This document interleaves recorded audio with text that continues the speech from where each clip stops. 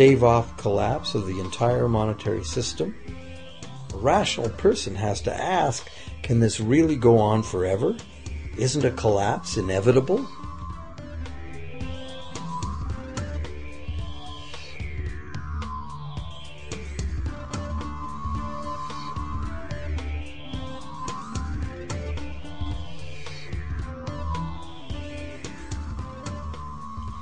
Money facilitates production and trade.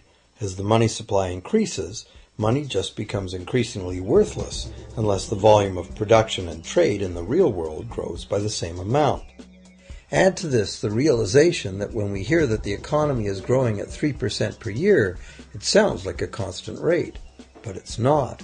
This year's 3% represents more real goods and services than last year's 3% because it's 3% of the new total. Instead of a straight line, as is naturally visualized from the words, it is really an exponential curve getting steeper and steeper. The problem, of course, is that perpetual growth of the real economy requires perpetually escalating use of real-world resources and energy.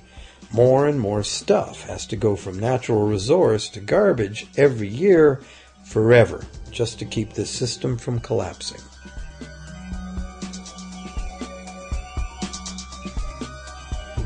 What can we do about this downright scary situation? For one thing, we need a very different concept of money. It's time more people ask themselves and their governments 4 simple questions.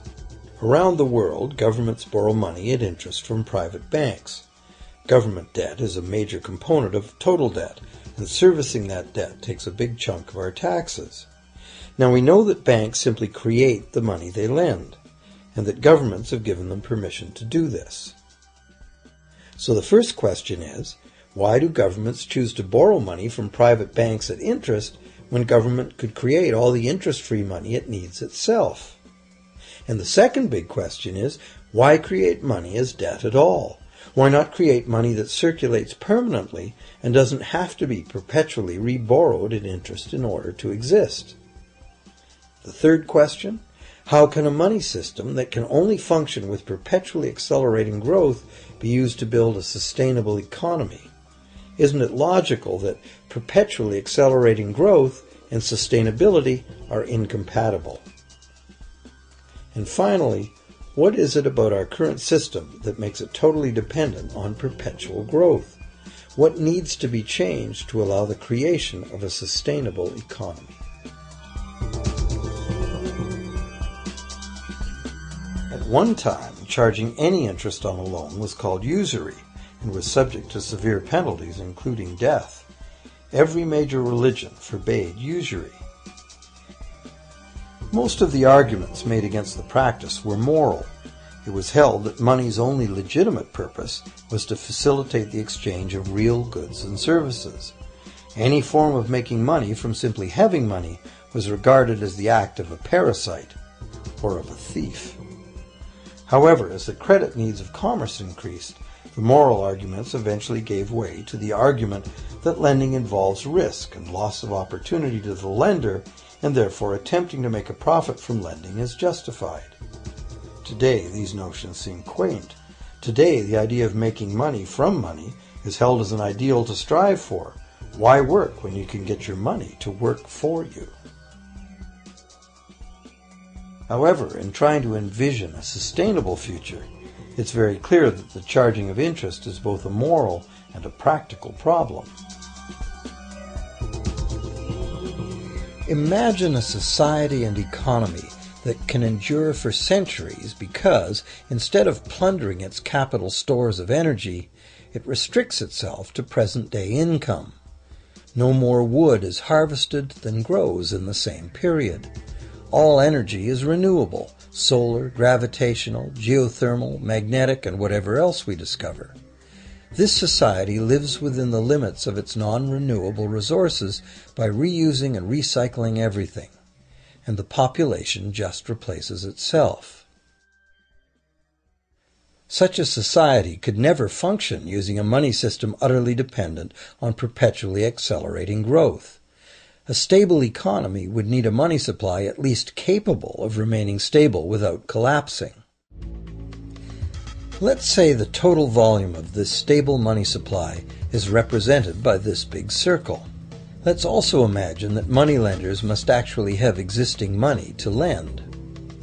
If some people within this money supply begin systematically lending money at interest, their share of the money supply will grow. If they continually re-loan at interest all the money that gets paid back, what's the inevitable result? Whether it's gold, fiat, or debt money doesn't matter. The moneylenders will end up with all the money.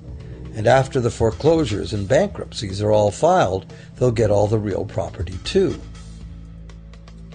Only if the proceeds of lending at interest were evenly distributed among the population would this central problem be solved.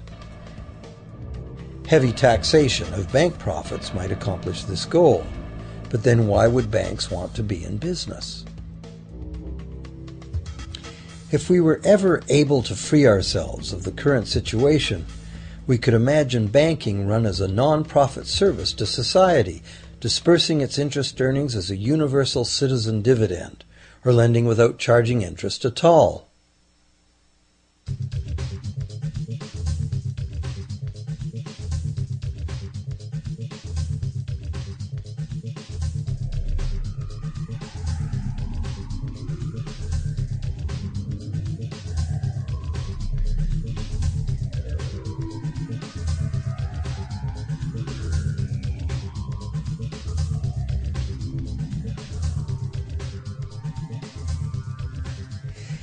If it is the fundamental nature of the system that causes the problems, tinkering with the system cannot ever solve those problems.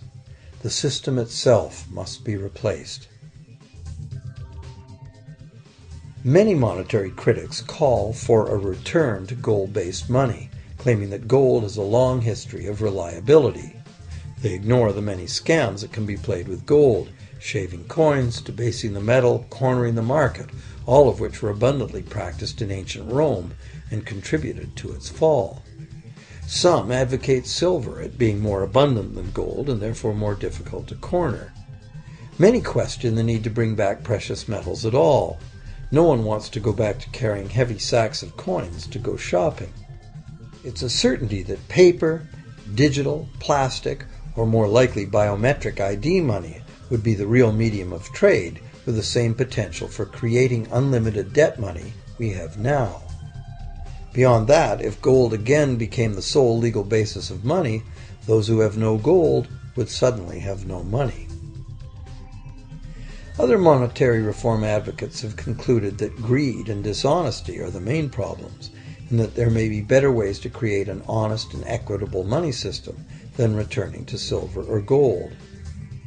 Inventive minds have proposed a variety of alternate ways to create money.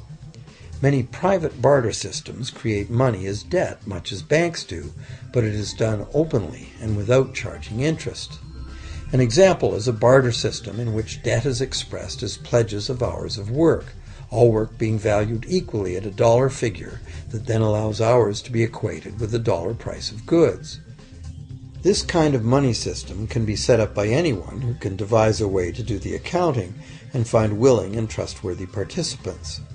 Setting up a local barter money system, even if it were little used now, would be prudent emergency planning for any community. Monetary reform, like electoral reform, is a big topic, and one that requires a willingness to change and to think outside the box. Monetary reform, again, like electoral reform, will not come easily, because the enormously powerful interests that benefit from the existing system will do their utmost to maintain their advantage. Now that we've seen that money is just an idea, and that in reality money can be whatever we make it, here's one very simple alternative monetary concept to consider. This model is based on systems that have worked in the past, in England and America, systems that were undermined and